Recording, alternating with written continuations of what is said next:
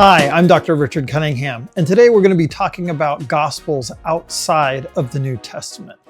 Particularly, we're going to be talking about the Gospel of Thomas. The Gospel of Thomas is probably the most famous Gospel that is not in the New Testament.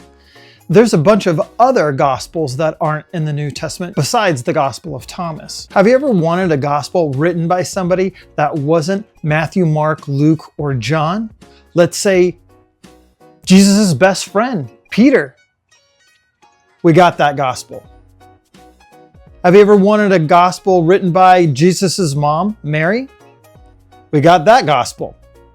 Have you ever wanted a gospel written by somebody who betrayed Jesus?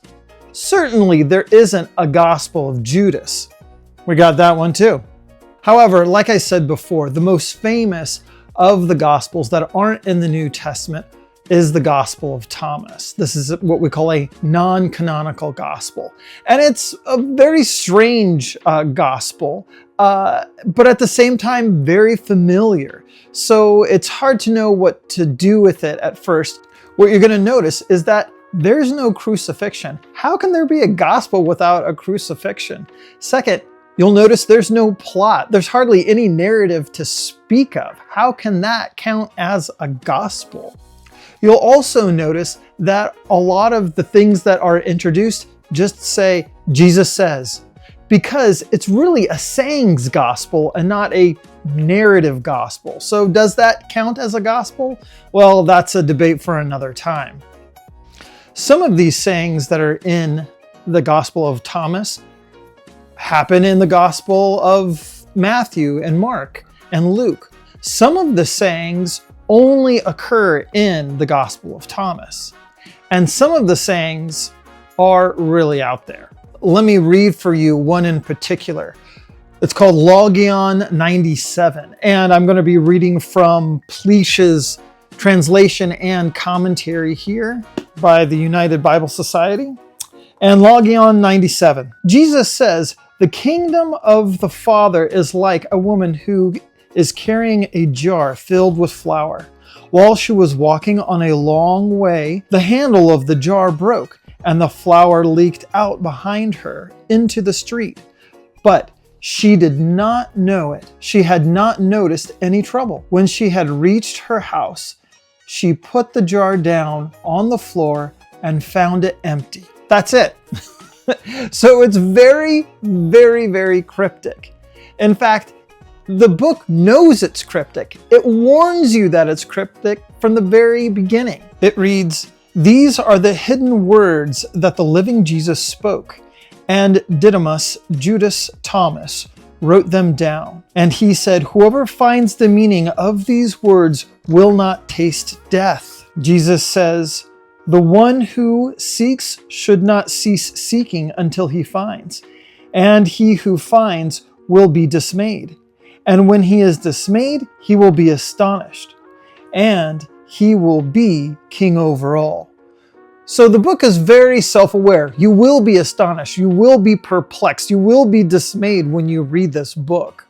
Now, as far as who wrote the Gospel of Thomas, most scholars don't think it's the Apostle Thomas. Now, as far as the text is concerned, we do have it written in Coptic, in full. In fact, that's the only language we really have it in, and that's from the find at Nag Hammadi. Now, Coptic is, just think of it as Egyptian for now. But we know that it was originally written in Greek because we found some pieces at a place in Egypt as well called Oxyrhynchus. And these little pieces of Jesus' sayings, we had no idea what it was about. We had no gospel to attach it to. It's only when we found the Gospel of Thomas at Nag Hammadi that we realized, oh, that's what these Greek little fragments are. Now, we knew of the Gospel of Thomas before we found it at Nag Hammadi because the church fathers wrote and said, don't read it. The Gospel of Thomas, we're pretty sure, knows the Gospels that are in the New Testament, specifically Matthew. A lot of people say that the the Gospel of Thomas is a Gnostic gospel. However, scholars are really hesitant to use that label for a lot of things anymore, but especially the Gospel of Thomas. Yes, it does share certain things with the Gospel of Thomas, such as a preference for the spiritual / non-physical over the physical, and that knowledge saves.